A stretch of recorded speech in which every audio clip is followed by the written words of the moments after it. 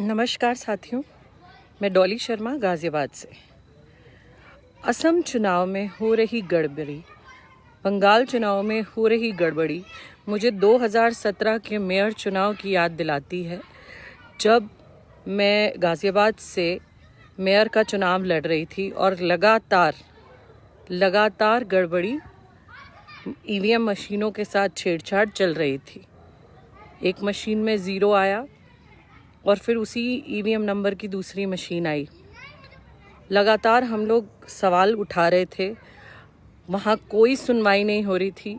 एक EVM machine एक table से गिनती होकर आई और फिर उसे लाके दूसरे टेबल पे गिनती शुरू कर दी। ये मैंने अपने आंखों के आगे देखा था, सामने देखा था, अपने साथ होते हुए देखा था। और अगले दिन अखबारों की हेडलाइन थी कि अपनी हार को सामने देखते हुए डॉली शर्मा बौखलाई। तो किस तरीके से लोकतंत्र में आज अपनी लड़ाई लड़ी जाए। चुनाव आयोग जिस तरीके से व्यवहार आज देश की जनता के साथ कर रहा है, उनके उस मत जो उन्होंने उन ईवीएम में दिए हैं उनके साथ कर रहा है, ये किसी से छुपा नहीं है। ईवीएम का असम में ईवीएम का बीजेपी उम्मीदवार की गाड़ी में पाए जाना खुलेआम ये बताता है कि ये लोकतंत्र की हत्या है। मेयर चुनाव में ही एक वारदात ऐसी हुई कि बीजेपी के उम्मीदवार के कागज़ों में गड़बड़ी थी, उनके फॉर्म्स में गड़बड़ी थी, कहीं सिग्नेचर्स नहीं थे। वहाँ सुबह से शाम तक हम लोग प्रदर्शन करते रहे और उसके बाद ज़बरदस्ती ये साबित कर दिया गया कि कागज़ पूरे हो गए, जबकि उसका पर्चा खारिज होना चाहिए था।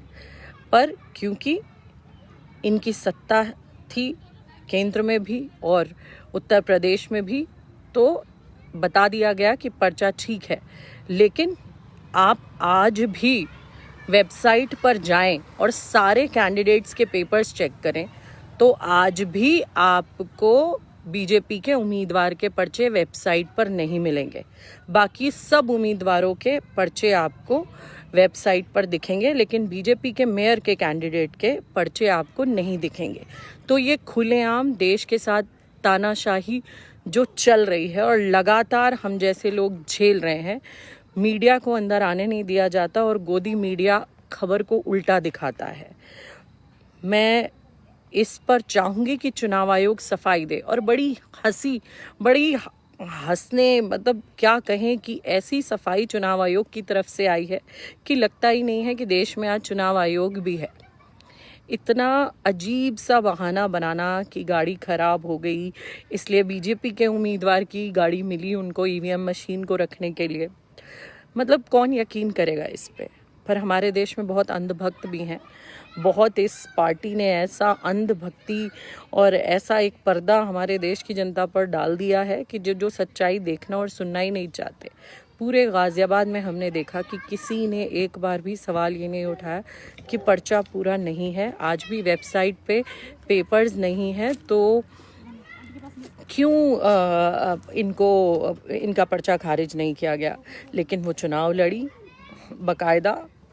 बकायदा काउंटिंग में ईवीएम मशीनों के घपले पाए गए। सभी पार्टियों ने जब ऑब्जेक्शन किया तो लोग ये बोल देते हैं कि भाई जब हारती हुई अपनी हार को दूसरा उम्मीदवार देखता है तो बौखला जाता है। ऐसा कुछ नहीं है। कम से कम मैं अपने बारे में ये कह सकती हूँ कि मैं एक एजुकेटेड, एक पढ़ी लिखी महिला हूँ और मैं अपने बेटे को भी यही सिखाती हूँ कि लड़ना बहुत ज़रूरी है और हार और जीत के मायने नहीं है। लेकिन हमारे साथ हुआ। फिर लगातार ये जगह जगह जहाँ चुनाव होते हैं ईवीएम मशीनें ऐसे पकड़ी जाती हैं। लेकिन चुनाव आयोग आज मैं कहूँगी देश में ख़त्म हो गया है, क्योंकि वो चुनाव आयोग जो सफाई में ये कहता है कि गाड़ी खराब हो गई, और गाड़ी खराब सिर्फ एक मशीन के लिए हुई। गाड़ी खराब हो गई और गाड़ी खराब होने के कारण इस मशीन को बीजेपी ही उम्मीदवार की ही गाड़ी में लाया, जो रजिस्टर्ड है बीजेपी उम्मीदवार के नाम से, जिसका रजिस्ट्रेशन आ रहा है बीजेपी उम्मीदवार के नाम से, उसी की गाड़ी मिली चुनाव आयोग को ये लेकर आने में। तो मैं कहना चाहती हूँ कि आप जाग जाइए, नहीं तो जब रोज़ जिस तरीके से धांधली हमारे देश में हो रही है, देश के हर स्तंभ को, हर स्तंभ को ख़त्म किया जा रहा है और कल को ये चीज़ें घर घर पहुँचेंगी। कभी बैंक के लिए आप लाइनों में खड़े होते हैं, कभी जीएसटी आपके ऊपर थोप दिया जाता है, कभी आप देखेंगे कि अचानक से किसी बैंक में ऐसा होता है कि आप अपना पैसा नहीं निकाल सकते। लोग लाइनों में खड़े रहते हैं, रोते रहते हैं, धरने प्रदर्शन करते रहते हैं, सोशल मीडिया पे डालते रहते हैं, लेकिन इस अंधी बहरी गूंगी सरकार पर कोई फ़र्क नहीं पड़ता। आम जनता से इनका कोई सरोकार नहीं है। तो मैं बस यही आपको कहूँगी कि मेरे साथ भी ऐसा हुआ है, मैंने खुद देखा है, और आपसे भी ये कहूँगी कि आवाज़ उठाइए, इनको बताइए कि देश का लोकतंत्र हम ऐसे इनको ख़त्म नहीं करने देंगे। और इसमें पॉलिटिकल पार्टीज़ के साथ साथ आम लोगों की भी भागीदारी बहुत ज़रूरी है।